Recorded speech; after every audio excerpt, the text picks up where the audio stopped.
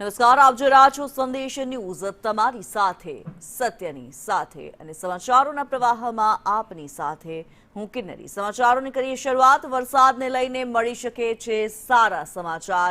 બંગાળની ખાડીથી પ્રશાંત મહાસાગર સુધી વાદળો બંધાયા છે। મધ્ય પ્રશાંત મહાસાગર સુધી વાદળો બંધાયા। 7 થી 10,000 કિલોમીટર સુધી વાદળો જોવા મળી રહ્યા છે। વાદળો ભારત તરફ વધશે તો વરસાદનો રાઉન્ડ શરૂ થશે। જુલાઈના અંતમાં ફરીથી વરસાદ શરૂ થઈ શકે છે। હાલ દેશના અનેક વિસ્તારમાં વરસાદ નબળો પડ્યો છે।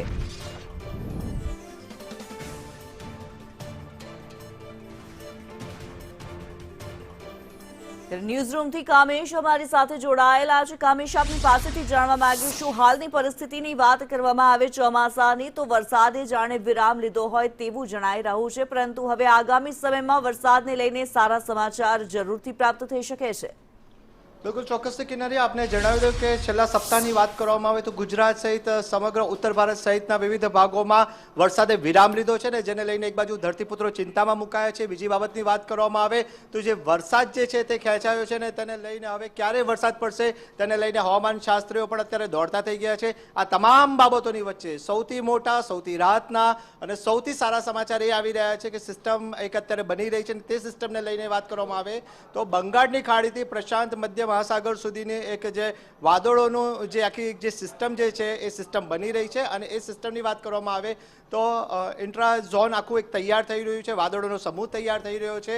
કેવી રીતના એ વાદળોનો સમૂહ અત્યારે કઈ સ્થિતિમાં છે, કેવી રીતના તે આગળ વધશે ને કેવી રીતના ભારતમાં તે આવી શકે છે, કેવી રીતના પશ્ચિમ બંગાળની ખાડીથી કેવી રીતના મુંબઈ સુધી પહોંચી શકે છે, કેવી રીતે ગુજરાત સુધી પહોંચી છે, આ તમામ બાબતોનો તલસ્પર્શી અધ્યક્ષ આપણે મેપના માધ્યમ દ્વારા સમજીશું। સૌપ્રથમ આપણે જે સિસ્ટમની વાત કરવામાં આવે તો 7,000 થી 10,000 કિલોમીટરના આ જે પટ્ટામાં જે આ વાદળોનો જે સમૂહ જે છે તે IFZ કરીને જે ઓળખાય છે, જે આખા ઝોનમાં અત્યારે જે પરિવર્તિત થઈ ગયો છે। સ્પષ્ટપણે દ્રશ્યોમાં જોઈ શકાય છે જે સિસ્ટમ અત્યારે જે એક્ટિવ થઈ રહી છે તે રીતના ધીરે ધીરે આ જે સિસ્ટમ જે છે વરસાદી સિસ્ટમ જેને સાદી ભાષામાં કહી શકાશે એ વરસાદી સિસ્ટમ એ અત્યારે સક્રિય થતી જોવા મળી રહી છે।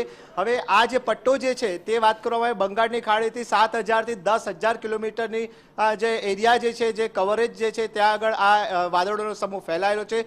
જો આ વાદળોનો સમૂહ ધીરે ધીરે હવે એન્ટ્રી કરી અને આગળ વધી રહ્યો છે, એક્ટિવ થઈ રહ્યો છે અને જો તે ધીરે ધીરે બંગાળની ખાડીમાંથી ભારતમાં પ્રવેશ કરી અને ભારતના વિવિધ રાજ્યોમાં એન્ટ્રી લેશે તો ચોક્કસથી કહી શકાશે કે આગામી 20 થી 30 જુલાઈ એટલે કે 10 દિવસના સમયગાળા દરમિયાન આપણે વાત કરવામાં આવે તો મહારાષ્ટ્રમાં પણ એન્ટ્રી થશે અને મહારાષ્ટ્ર બાદ ગુજરાતમાં પણ વરસાદ પડે તેવી પૂરેપૂરી સંભાવના છે। એટલે સ્પષ્ટપણે સંકેત મળી રહ્યા છે કે આ જે આખો જે ઝોન તૈયાર થઈ રહ્યો છે જેને IFS ઝોન કહેવામાં આવે છે અને આ ઝોનને સાદી ભાષામાં જે વરસાદ લાવવાની જે સ્થિતિ જે છે તે મજબૂત બની રહી છે। જો આ વરસાદી સિસ્ટમ મજબૂત બને અને તેના વાદળો ધીરે ધીરે આગળ વધી અને જેવું બંગાળની ખાડીમાંથી ભારતમાં પ્રવેશ કરે તો ભારતના વિવિધ ભાગોમાં ખૂબ સારો વરસાદ થાય તેવી સંભાવના અત્યારે બળવત્તર બની છે। આ સાથે જે વાત કરવામાં આવે મહારાષ્ટ્ર અને ગુજરાતની તો મહારાષ્ટ્રમાં પણ આ વાદળોની અસર જોવા મળશે। 18 થી 20 તારીખ દરમિયાન મુંબઈમાં વરસાદ પડે તેવી સંભાવના અત્યારે વ્યક્ત કરવામાં આવી છે।